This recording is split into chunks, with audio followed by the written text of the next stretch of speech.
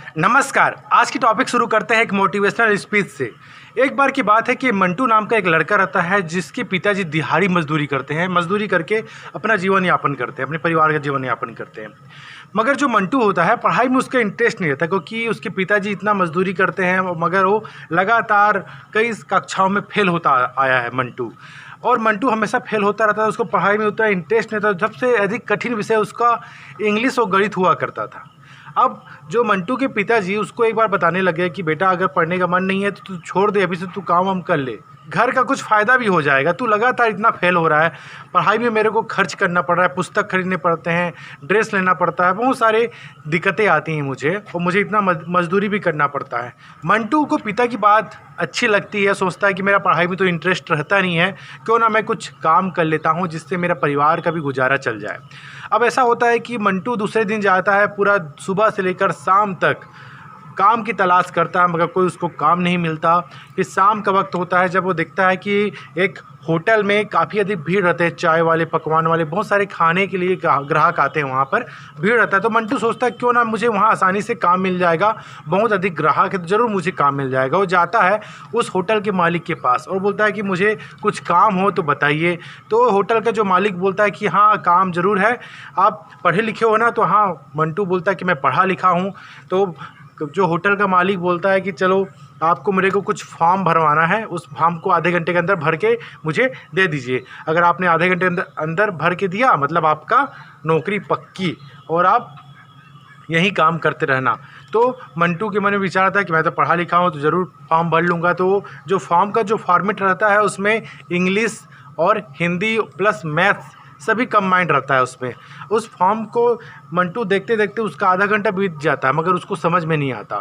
फिर ये बात जो होटल का मालिक होता है उसके पास जाता है, देखा आधा घंटा तो हो गया, जाता हूँ उसके पास, देखता है कि लिखा है कि नहीं मंटू। फिर देखता है कि मंटू ने तो कुछ लिखा ही नहीं, कुछ भरा ही नहीं। और जो होटल का मालिक उससे बहुत अधिक गुस्साता है, गुस्सा करता है, क्रोधित हो जाता है कि तुझे नौकरी नहीं मिलेगी, तू जा, रफ़ा हो जाए यहाँ से। फिर ये बात मंटू के मन में काफ़ी अधिक खटकता है कि मंटू अपने घर जाता है, काफ़ी अधिक फपक फपक के रोता है। उसके पिताजी उसको बोलते हैं, समझाते हैं कि अरे तू क्या हो गया, पहला दिन है, कोई दिक्कत नहीं, दूसरे दिन तेरे को रोज़गार मतलब काम ज़रूर मिलेगा, परेशान मत हो। मगर मंटू के मन में विचार आता है कि ज़रूर मैं पढ़ा लिखा होता तो ज़रूर अच्छे से मैं कर सकता था। और यहाँ पर उसके पिताजी समझाते हैं कि बेटा कोई भी काम करने के लिए आपको शिक्षा ज़रूरी होती है, शिक्षा बहुत इंपॉर्टेंट होती है, इस कारण तेरे को मैं पढ़ने के लिए अधिक प्रेशर करता था, मगर तू पढ़ाई में ध्यान नहीं देता था। अब मंटू के मन में विचार आता है कि मैं इस बार ज़रूर अच्छे से पढ़ूंगा और बहुत अच्छा इंसान बनूंगा, कामयाब इंसान बनूंगा।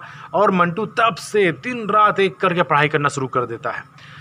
कब सुबह होती है कब शाम होती है उसको पता नहीं चलता। वो दिन भर दिन रात पढ़ाई में अधिक इन्वॉल्व होता है, उसको इंटरेस्ट भी होता है, उसको इंग्लिश और गणित काफ़ी अधिक कठिन लगता है, उसकी ओर अधिक ध्यान देता है। और बिल्कुल उसका इतना अच्छा परफॉर्म हो जाता है कि जब एग्ज़ाम का समय आता है, जब बोर्ड एग्ज़ाम में बैठता है तो उसका रिज़ल्ट काफ़ी अच्छा आता है। रिज़ल्ट इतना अच्छा आता है कि वह अपने ज़िले में टॉप करता है, प्रवीण सूची में आता है ज़िले में। मंटू का दिन रात का मेहनत सफल आता है, मतलब मंटू का जो तैयारी रहता है उससे वो दिन रात मेहनत करता है और उसको एक अच्छा फल मिलता है कि वो ज़िले में टॉप करता है। और उसको पुरस्कृत भी किया जाता है, जब ज़िले के कलेक्टर के द्वारा उसको पुरस्कृत किया जाता है। तो उस समय जब पुरस्कृत करते समय उसी होटल का मालिक भी वहाँ उपस्थित होता है, उससे वह पुरस्कार प्राप्त करता है। तब जो होटल का मालिक उसको पहचान लेता है कि तुम ही वही लड़के हो ना जो मेरे होटल में काम करने के लिए आए थे और जो तुमने फॉर्म ही नहीं भर पाया, आप वही हो। तो वो बात मंटू को समझ में आती है और मंटू बोलता है कि जी हाँ मैं वही लड़का हूँ। तब ये होटल मालिक काफ़ी अधिक खुश हो जाता है कि वही बच्चा जो पढ़ाई में पीछे था वो ज़िले में टॉप करता है। तो उसके मन में विचार आता है, जो होटल का जो मालिक होता है बोलता है कि तुम्हें नौकरी ना मिल जाए तब तक मैं तुम्हारी शिक्षा के व्यय का वहन मैं करूंगा। इस तरह से मालिक जो बोलता है और गदगद हो जाता है, काफ़ी खुश हो जाता है, जो कि उसको आर्थिक रूप से काफ़ी अधिक तंगी होती है, वो खुश हो जाता है।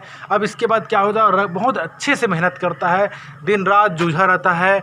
अब धीरे धीरे कॉलेज भी पास कर लेता है। उसके बाद वो यहाँ पर वो PCS PSC और IAS की तैयारी करना शुरू करता है और तैयारी करते करते वह कलेक्टर बन जाता है। और कलेक्टर बनने के साथ ही साथ उसका सपना पूरा हो जाता है। ये जो स्टोरी है विनोद मीणा की स्टोरी है, जो वर्तमान में कलेक्टर के पद पर आसीन है। इन्होंने कितना लाइफ में स्ट्रगल किया, लाइफ में काफ़ी अधिक आर्थिक तंगी झेली। उनका खुद का पढ़ाई काफ़ी अधिक निम्न था, नीचे स्तर का था, मगर जैसे ही वो प्रयास करने लगे, लगातार प्रयास करने लगे, नियमित रूप से पढ़ाई शुरू करते हैं तो वो ज़िले में टॉप करते हैं, धीरे धीरे वो कलेक्टर बन जाते हैं। तो मेरे प्यारे विद्यार्थियों, इस स्टोरी से हमें यही सीख मिलती है कि हमें अपने आप को कम नहीं आंकना चाहिए। अगर आपको किसी भी चीज़ में कमज़ोरी आ रही, किसी भी चीज़ में आपको, किसी भी विषय में आपको कठिनाई आ रही है, आप उसको लगातार पढ़ते रहिए, उससे दूर मत भागिए, उससे लगातार कनेक्ट रहिए, पढ़ते रहिए और आपको ज़रूर वो विषय काफ़ी इंटरेस्ट देगा। क्योंकि हम जानते हैं कि गणित और अंग्रेजी की बात कर लें, यहाँ पर हर विद्यार्थी इससे थोड़ा सा दूरी बना के रखता है। इसका लाइफ में कभी उतार चढ़ाव आता है तो उससे बिल्कुल डगमगाइए मत, आगे बढ़ते जाइए, आपके लक्ष्य निर्धारित कीजिए। इस सच्ची कहानी से हमें यही सीख मिलती है कि शिक्षा एक चुनौती है। वाकई शिक्षा के जरिए हम आगे अच्छा सफल जीवन जी सकते हैं। जी हाँ, अपना रिस्पेक्ट, अपने सम्मान को प्राप्त कर सकते हैं। अगर हम सही रूप से, सही लगन से अगर तैयारी करते हैं, अगर हम ईमानदारी से समर्पित होकर तैयारी करते हैं तो हम शिक्षा में कभी ऊंचे ओहदे तक हम आसीन होते हैं। इस कारण मेरे प्यारे विद्यार्थियों, इस कहानी से यही सीख मिलती है कि हमें किसी भी विषय से डरना नहीं है, डगमगाना नहीं है किसी विषय से, और कभी हमें असफल होने के बाद भी निराशा में नहीं डूबना है। हमें लगातार प्रयास करना है, नियमित रूप से प्रयास करना है। इसके बारे में आपने तो श्लोक सुना हुआ है कि करत करत अभ्यास के जरमती हो जान, रसरी आवत जात है सिर पर होत निशान। हमें लगातार किसी चीज़ में तैयारी करते रहना है नियमित रूप से। चलिए आज की टॉपिक शुरू करते हैं जल संसाधन का।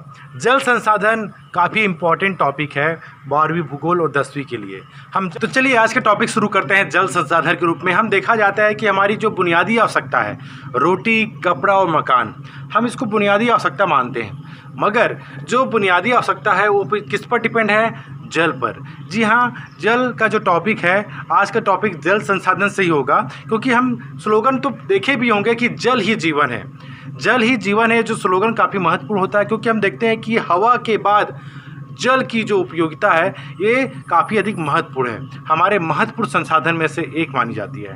अब तक हमारे सौरमंडल में जितने ग्रह हैं उसमें हमारे ग्रह पृथ्वी में ही जल की उपलब्धता है, और जल संसाधन के कारण ही हमारा जो यहाँ मानव अस्तित्व स्थापित है। हम बात कर लेते हैं पृथ्वी के संदर्भ में ही। पृथ्वी के संदर्भ में बात करें कि टोटल 71%, 71% हमारे जो पृथ्वी में जल भाग है। मतलब जो बाकी का जो 29% है वो स्थल भाग से, 70% जल में से 68%, 68% जल हमारे पीने योग्य नहीं है। जी हाँ, वो समुद्र का खारा पानी है, और बाकी का जो 3% है वह हमारे पीने योग्य है, जिसको हम धरातली जल भी बोलते हैं। ये हमको वर्षा के द्वारा, हमें नदियों के द्वारा प्राप्त होते हैं। हम देख सकते हैं कि 71% हमारे पृथ्वी में जल है, मगर उसमें से 68% टोटल जो जल है समुद्र में स्थित है, और 3% जल जो है वह किसी न किसी रूप से भूमिगत जल के रूप में और धरातली जल के रूप में मौजूद है हमारे पृथ्वी में। हम भारत के संदर्भ में बात कर लें कि विश्व का टोटल जो क्षेत्रफल है उसमें हमारे जो भारत का जो सहभागिता है, हिस्सा है, 2.45% है। जी हाँ, लगभग मान के चलिए 2.5% हमारे विश्व के क्षेत्रफल का वो भाग है। और बात करें विश्व के संदर्भ में ही बात कर लें कि जल की उपलब्धता सिर्फ हमारे भारत में 4% है। मतलब टोटल 100% है हमारे विश्व के संदर्भ में, और सिर्फ 4% हमारे भारत में वह उपलब्ध है जल संसाधन के रूप में। अब बात करें जनसंख्या के रूप में, विश्व में टोटल जनसंख्या में 17% जनसंख्या हमारे भारत में निवास करती है। तो ये हम भारत के संदर्भ में देख लेते हैं जल संसाधन। आखिर समझने का प्रयास करते हैं जल संसाधन है क्या। जी हाँ, संसाधन और संपदा के बारे में हम सभी जानते हैं कि जो हमारे प्रकृति रूप में जो व्याप्त है, जो भी वस्तुएं हैं जिसका मानव अपनी आवश्यकता के लिए उपयोग नहीं करता, वो है संपदा, जिसके बारे में हमको ज्ञान नहीं है। और जब हम उसका उपयोग करते हैं किसी प्राकृतिक रूप से जो भौतिक तत्व या भौतिक तत्व का, तो हम जैसे ही उपयोग करते हैं तो वो संसाधन बन जाती है। एग्जाम्पल ले सकते हैं कि किसी पर्वत या धरातल के नीचे खूब सारा कोयला है जिसके बारे में व्यक्ति को पता नहीं है, हमें पता नहीं है। तो क्या कहलाएगा? संपदा। और जब हम उसको रिसर्च से पता कर लेते हैं कि अमुक जगह कोयले का भंडार है और हम उसका उत्खनन दोहन करते हैं, तो वह कोयला हमारे लिए क्या बन जाता है? संसाधन। तो यहाँ जल संसाधन में हम इन्हीं चीज़ों को पढ़ेंगे कि जो जल है, चाहे वो धरातल के नीचे है या धरातल के ऊपर है, नदी के रूप में, नालों के रूप में, जलाशय के रूप में, तालाब के रूप में, झील के रूप में, जो भी बोल सकते हैं, समुद्र के रूप में। तो धरातल के नीचे जो जल है उसको हम बोलते हैं भूमिगत जल। जो धरातल के ऊपर जल है, जल जो मौजूद है, जिसका नाम मैंने लिया, वह कहलाता है धरातली जल। ठीक है। जो भूमिगत जल को ही हम भौमिकी जल भी कहते हैं। तो हम ये जो जल है जो धरातल के ऊपर भी है और धरातल के नीचे भी है, इसका उपयोग मानव अपनी आवश्यकता के लिए करता है। तो ये क्या पहला कहलाता है? जल संसाधन। तो जल संसाधन में देखते हैं हम लोग कि हमने तो विश्व के संदर्भ में देख चुका कि विश्व के संदर्भ में या हमारे पृथ्वी के संदर्भ में देखते हैं कि 71% भाग जल से ढका हुआ है, मतलब जल भाग है, और बाकी का 29% भाग स्थल भाग है। और हमने यहाँ देखा कि 68% जो भाग है कि 8% जो जल है वह पीने योग्य नहीं है, खारा है, समुद्र में व्याप्त है। जबकि 3% जो जल है वह पीने योग्य पानी है, जो सामान्यतः जलाशय, तालाब, नदियों में मौजूद होता है। तो हम बात कर लेते हैं कि भारत के संदर्भ में बात करें कि टोटल विश्व में जो जल की उपलब्धता उसमें 4% भाग भारत में है। बात कर लें कि भारत के संदर्भ में कि विश्व में टोटल 100% जल है, समझ लीजिए, उसमें 4% जो जल है हमारे भारत में है, धरातली रूप में या भूमिगत जल रूप में। तो हम देख लेते हैं कि प्रति वर्ष वर्षा ऋतु में या प्रति वर्ष जो है 12 महीने का जो वर्ष है उसमें 4000 घन किलोमीटर एक वर्ष में हमें प्राप्त होता है जल के द्वारा। ठीक है, नदियों के द्वारा। हम देख लेते हैं कि धरातली जल संसाधन क्या है। प्रश्न पूछा जाता है कि धरातली जल संसाधन क्या है। तो धरातल के ऊपर जो मौजूद नदी, नाले, झील, जलाशय, तालाब, यही क्या कहलाते हैं? धरातली जल संसाधन, जिसका हम उपयोग करते हैं। तो धरातली जल संसाधन सामान्य अर्थों में देख सकते हैं कि धरातल के ऊपर जो जल मौजूद होती है और सभी जिसका मानव उपयोग करता है, ये धरातली जल संसाधन कहलाती है। ठीक है, क्लियर हुआ?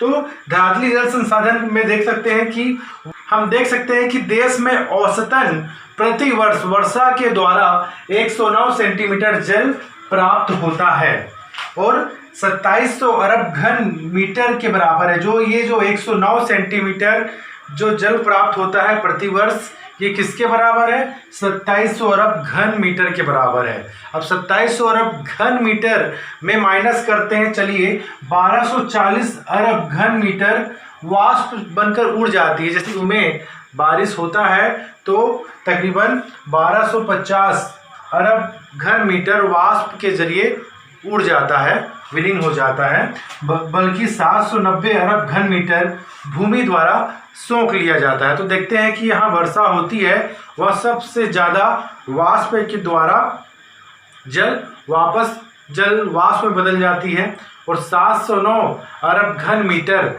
भूमि के धरातल के नीचे सोख ली जाती है। हम बात कर सकते हैं कि भूपृष्ठीय जल की बात करें, अगर धरातल के ऊपर मौजूद जल की बात करें भारत के संदर्भ में, तो देखते हैं कि 60% जो जल है वह, मैंने यहाँ पर भारत का डायग्राम बनाया है। भारत का डायग्राम का वो भी उत्तरी क्षेत्र, हिमालय पर्वतीय क्षेत्र की बताएं। यहाँ मानसरोवर झील है, मानसरोवर झील की एक होता है ब्रह्मपुत्र, सिंधु और एक है गंगा नदी। तो गंगा नदी तो देवप्रयाग से निकलती है, गंगोत्री हिमनद से। तो देख सकते हैं कि ये जो सिंधु, ब्रह्मपुत्र, गंगा, ये 3 नदी भारत के टोटल 60% जल का वहन करते हैं, धरातली भूपृष्ठ का प्रतिशत का वहन करते हैं। जबकि 16% जल का गोदावरी, कृष्णा, कावेरी ये होता है। पहले गोदावरी, फिर कृष्णा, फिर कावेरी, ये दक्षिण प्रायद्वीपीय पठार की महत्वपूर्ण नदियां हैं। दक्षिण गंगा बोला जाता है गोदावरी नदी को वृद्ध गंगा भी बोला जाता है, गोदावरी नदी को। तो ये जो गोदावरी, कृष्णा, कावेरी जो है वह 16% का भूपृष्ठीय वहन करती हैं। हम बात कर लें भौम जल संसाधन की बात कर लें तो यहाँ पर हमने देखा धरातली जल संसाधन, धरातल के ऊपर जो मौजूद है नदी, नाले, जलाशय, तालाब, इसकी बात कर ली। अब देखते हैं धरातल के नीचे, जो हम लोग जहाँ पर खड़े हैं, जहाँ पर बैठे हुए हैं आप सभी, उस धरातल के नीचे भी जल मौजूद है। हम उसकी बात करते हैं, उसी भूमिगत जल की बात करते हैं, जिसको हम लोग बोलते हैं भौमिकीय जल। तो बात कर लेते हैं भौम जल संसाधन। भौम जल संसाधन के बारे में बात करते हैं तो हम लोग इसको 5 क्षेत्रों में बांट सकते हैं। तो चलिए भाबर क्षेत्र के रूप में देख सकते हैं। भाबर के क्षेत्र में देख सकते हैं कि जो उत्तर भारत का क्षेत्र, मतलब जम्मू कश्मीर, उत्तर प्रदेश, बिहार, झारखंड, उत्तराखंड, हरियाणा, हिमाचल प्रदेश, ये जो उत्तरी क्षेत्र के जो प्रदेश हैं वहाँ पर भौमिकी स्तर सर्वाधिक ऊंचा होता है, मतलब भूमिगत जल का जो स्तर काफ़ी अच्छा होता है। उसकी वजह ये है कि जो भाबर मिट्टी पाई जाती है वहाँ पर। आखिर भाबर मिट्टी क्या है देख लेते हैं एक बार। कोई पर्वतीय क्षेत्र है, पर्वतीय क्षेत्र से नदियाँ जैसे धरातल की ओर नीचे मैदानी क्षेत्र में आती हैं तो यहाँ ढाल अधिक होता है। इस कारण यहाँ जो पर्वत के ऊपर जो बड़े बड़े पत्थर होते हैं, बोल्डर होते हैं, उसको लाकर वह धरातल के नीचे जमा कर देती है। तो ये जो बड़े बड़े पत्थर जो होते हैं ये हम कहते हैं उसको भाबर। फिर उसके बाद जो भाबर, जो बड़े बड़े पत्थर हैं, यहाँ पर नदियाँ विलुप्त हो जाती हैं, दिखती नहीं है। दूर से हमको बस बड़े बड़े पत्थर दिखते हैं और जबकि पत्थर के नीचे से नदी बहती रहती है। और इसके बाद जो कंकड़ महीन कण जो होते हैं यहाँ फैले होते हैं, ये क्षेत्र कहलाता है तराई क्षेत्र। जी हाँ, तराई क्षेत्र ये भाबर क्षेत्र कहलाता है। तो भाबर क्षेत्र पथरीला क्षेत्र होता है जहाँ चलना दुश्वार हो जाता है, चलना मुश्किल हो जाता है, जबकि तराई क्षेत्र दलदल वाला होता है। यहाँ पर अपेक्षाकृत दलदल वाला क्षेत्र होता है।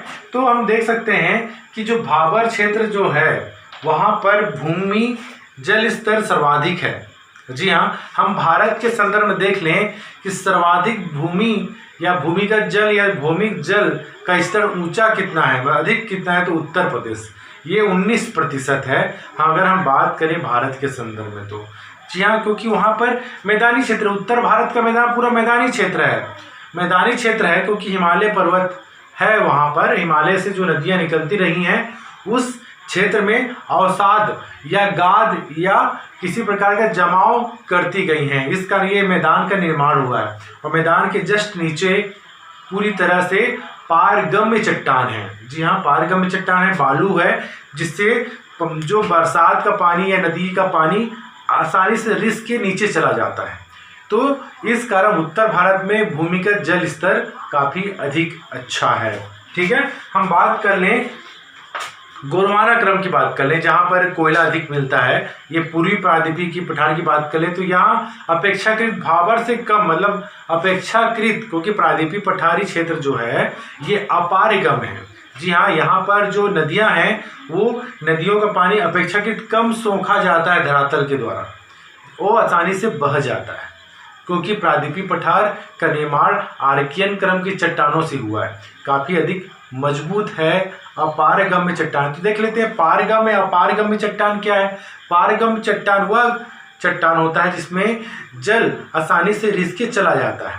जी हाँ, एग्जाम्पल ले सकते हैं कि आप चाय तो पीते होंगे, जब चाय बनने के बाद उसको छन्नी में छाना जाता है तो एक भाग चाय पत्ती वाला भाग ऊपर हो जाता है, जो चाय वाला भाग कप में आ जाता है गर्मा गर्म। तो ये क्या होता है, पारगम्य चट्टान भी ऐसी होता है, वो ये आसानी से जल को धरातल के नीचे पहुंचा देती है। जबकि बात करें अपारगम चट्टान, अपारगम चट्टान वो चट्टान होता है जिसमें जल का रिसाव नहीं होता।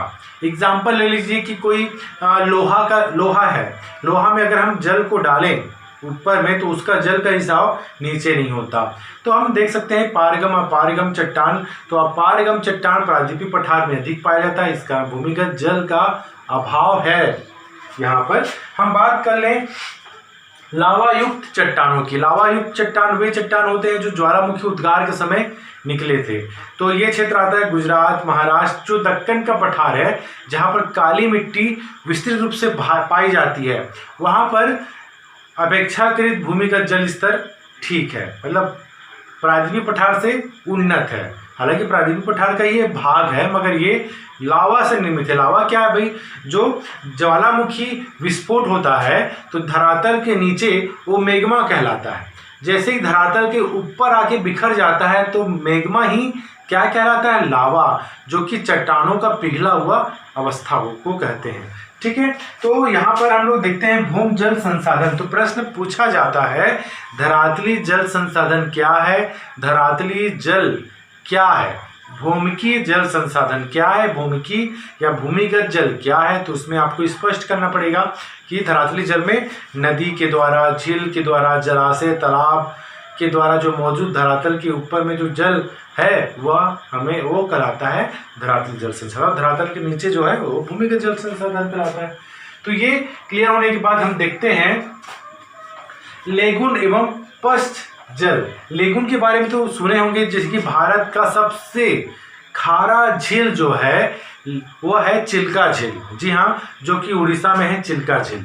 और बात कर लें भारत का सबसे मीठे पानी का झील है वुलर झील, जो कि जम्मू कश्मीर में है, जम्मू कश्मीर में वुलर झील।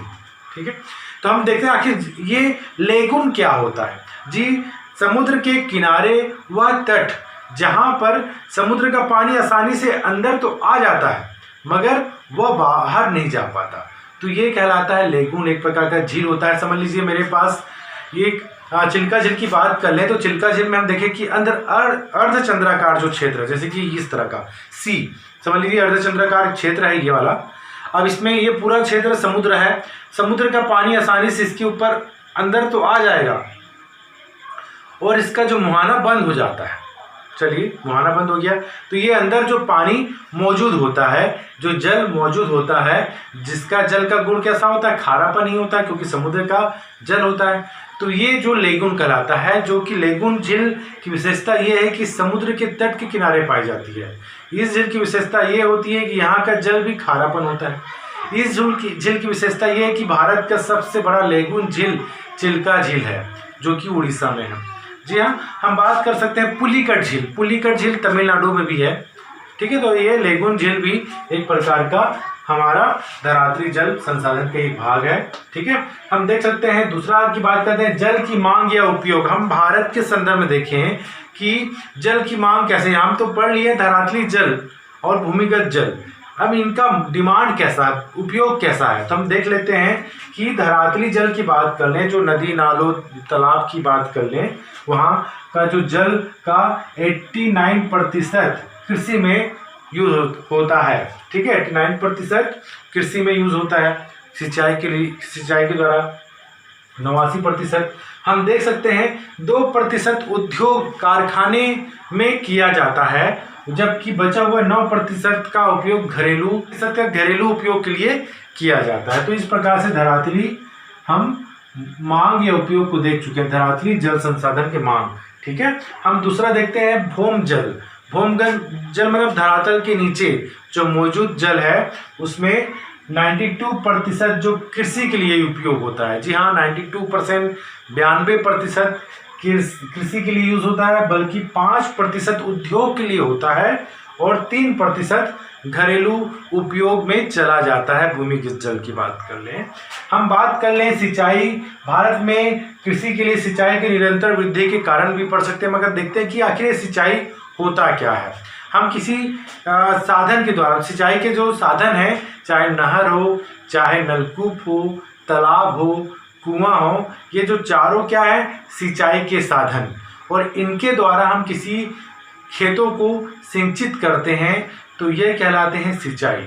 जी हाँ, तो ये जो नलकूप है, नलकूप मतलब हम देख सकते हैं ट्यूबवेल, और हम नलकूप को देख सकते हैं बोर के द्वारा हम जल प्राप्त करते हैं। हाँ, यह सबसे अधिक सिंचाई कहाँ होता है नलकूप के द्वारा, पंजाब राज्य में। भारत के संदर्भ में देखें तो नलकूप के द्वारा सबसे ज़्यादा सिंचित राज्य है पंजाब। फिर बात कर लें तालाब के द्वारा सबसे अधिक सिंचित वाला राज्य है तमिलनाडु। तालाब के द्वारा, जी हाँ, नहर के द्वारा सिंचित जो राज्य है वो बोल सकते हैं हिमाचल प्रदेश। ठीक है, तो ये हम देख सकते हैं हिमाचल प्रदेश भी आता है, फिर उसके बाद राजस्थान आता है। ठीक है, फिर ये जो क्षेत्र है सिंचाई के साधन कौन कौन से, प्रश्न पूछा जा सकता है कि सिंचाई के कौन कौन से साधन हैं।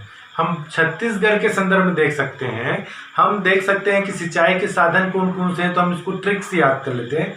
नाटक, जी हाँ, नाटक हम देखा को ना से सबसे ज़्यादा नहर ना, देखिए नाटक में देख लेता हूँ, चलिए NTK, ये जो इसको मैं संक्षिप्त रूप से नाटक बोल दिया हूँ, नाटक। ठीक है, तो छत्तीसगढ़ में सिंचाई का सबसे ज़्यादा नहर के द्वारा सिंचाई किया जाता है, फिर तालाब के द्वारा, फिर कुओं के द्वारा, फिर आता है नलकूप के द्वारा। ठीक है, तो नहर के द्वारा सबसे अधिक सिंचित वाला जिला कौन सा है, जांजगीर चांपा। ठीक है, तालाब के द्वारा सिंचित जिला कौन सा है, दंतेवाड़ा सुकमा। कुओं के द्वारा सिंचित जिला कौन है, जसपुर। और नलकूप के द्वारा सिंचित जिला है रायगढ़। तो हम देख सकते हैं कि छत्तीसगढ़ संदर्भ में भी हम देखते हैं कि नहर के द्वारा सबसे अधिक सिंचित होता है ना। हम देखते हैं कि भारत में सिंचाई की निरंतर वृद्धि के क्या कारण है। भाई आखिर क्या कारण है कि सर्वाधिक रूप से हम वर्षा पर डिपेंड ना होकर, हम बोलते हैं ना कि भाई भारतीय कृषि मानसून का जुआ है, मतलब पूरी तरह से वर्षा पर डिपेंड है, मगर अब ये कहना न्यायोचित नहीं होगा क्योंकि सिंचाई के साधन भी विकसित हो गए हैं भारत के संदर्भ में। आखिर ये क्यों बढ़ा?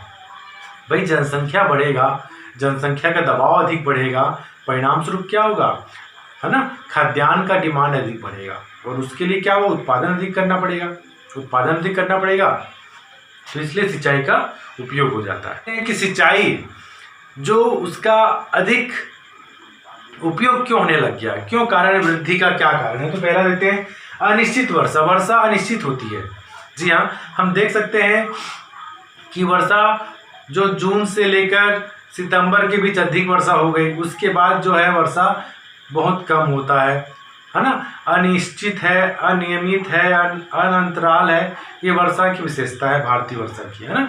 तो हम दूसरा देखते हैं असमान वर्षा। असमान वर्षा में देख सकते हैं कि राजस्थान में सिर्फ 15 सेंटीमीटर वर्षा होती है, जबकि मेघालय की बात कर लें, मेघालय में जो चेरापूंजी मासीराम जो क्षेत्र है वहाँ पर 1100 सेंटीमीटर से अधिक वर्षा होती है।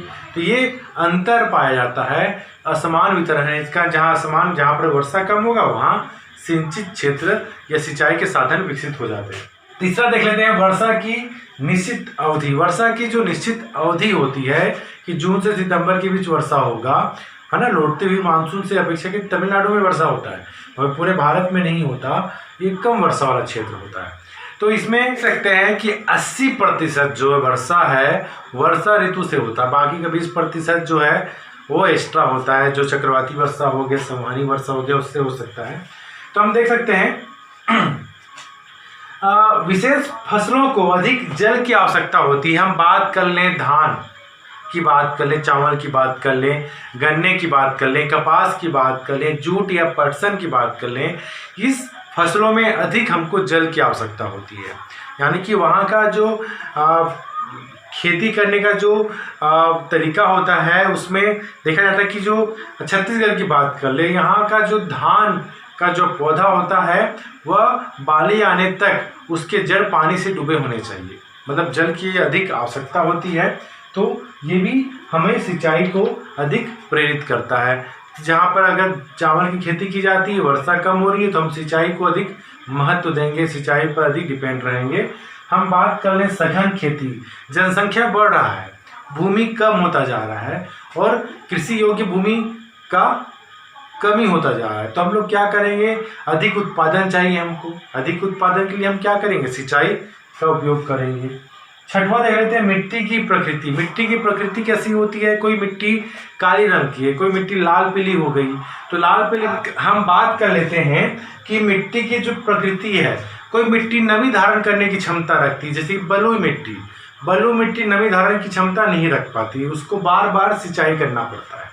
या लाल पीली मिट्टी, इसको भी सिंचाई करना पड़ता है ना। और जो काली मिट्टी है, काली मिट्टी के बारे में कहा जाता है कि यह खुद अपनी जुताई करता है, मतलब जब बारिश ना हो, जब पानी ना मिले, तो ये इसमें दरार पैदा हो जाता है। ये नमी धारण क्षमता अपेक्षाकृत अधिक होता है, मगर इसमें क्या होता है, दरार आने की संभावना अधिक होती है। चारे वाली व विशेष फसलें, जो कुछ चारे वाली जो फसलें हैं जिसका हम उपयोग चारागाह के लिए भी करते हैं, पशुओं को खिलाने के लिए भी करते हैं, तो उन विशेष फसलों में भी सिंचाई की आवश्यकता होती है। जैसे मक्के की बात कर लें, मक्के में भी जल की अधिक आवश्यकता होती है, जो मोटे अनाज हैं इसमें भी होता है। हम बात कर लें 8वां, अनावृष्टि या सूखा।